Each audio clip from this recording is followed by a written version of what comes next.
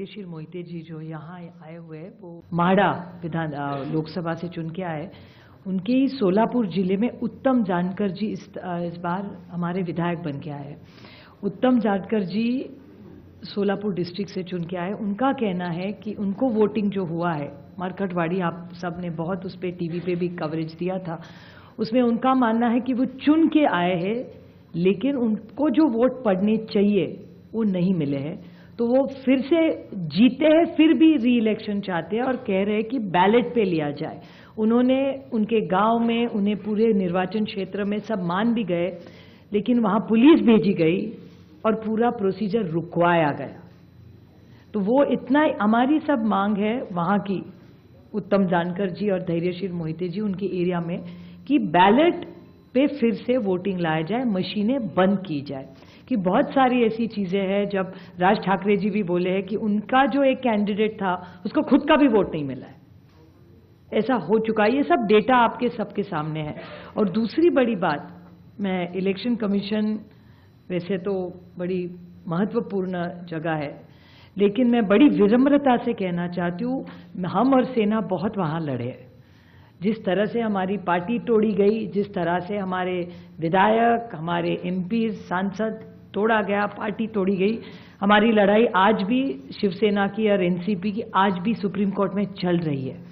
लेकिन और एक छोटी चीज उन्होंने की कि हमें जो सिंबल दिया गया और दूसरा सिंबल तुतारी वाजवणारा माणूस और तुतारी मराठी में, वो एक ही शब्द तुतारी तुतारी उन्होंने किया।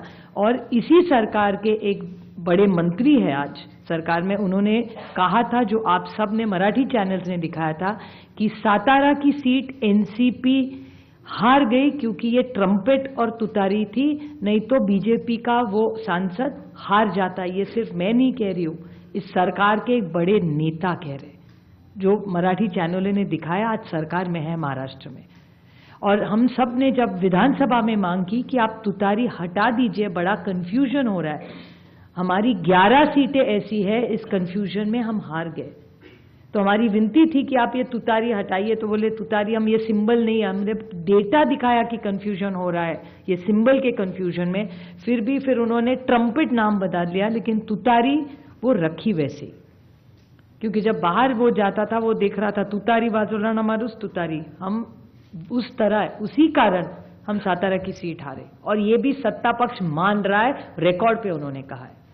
तो ये कैसे चलेगा? ये वोटर्स लिस्ट है, ये मल्टी फैक्टर अटैक है। ये सिंबल का इशू है, फिर पार्टियां तोड़ने का इशू है, ये वोटर्स लिस्ट का इशू है, और कभी कभी मशीन, लोग नाराज होते हैं जब हम मशीन के बारे में कहते हैं, लेकिन बहुत सारे ऐसे लोग हम सबको मिलने आते हैं। तो ये मल्टी प्रोंग अटैक हो रहा है। और अगर एक सशक्त लोकतंत्र रखना हो तो फेयर इलेक्शन तो होना ही है। हारने का कोई दुख नहीं है, जीते हारे जनता तय करती है। हम तो जीत के आए दोनों, धैर्यशील जी आए, बट बड़ी विनम्रता से हम कहना चाहते हैं कि इलेक्शन कमीशन ये फेयर होना चाहिए, इतनी हमारी मांग है। और जो हमें जो वोटर्स लिस्ट, फोटो सब मांग रहे, बस हमें दे दे। बाकी हम लोग क्या मांग रहे हैं? एक सशक्त लोकतंत्र में इलेक्शन कमीशन का रोल बहुत जिम्मेदारी का होता है। जिस संविधान के बारे में हम लड़ रहे हैं, राहुल जी बड़ी ताकत से उसके लिए लड़ रहे हैं, आप देख रहे हैं पार्लियामेंट में क्या हो रहा है। तो वो संविधान बचाना हो, देश बचाना हो, एक सशक्त लोकतंत्र के लिए महात्मा गांधी ने इतना बड़ा योगदान दिया, जवाहरलाल नेहरू ने देश को इतनी दिशा दी, इन सब के मान सम्मान, उनका जो उन्होंने मेहनत करके हम सबको ये हक दिया है, वो पूरा फेयर होना ही चाहिए। और हमारी लड़ाई नहीं है, हम सिर्फ पारदर्शकता चाहते, बाकी हमारी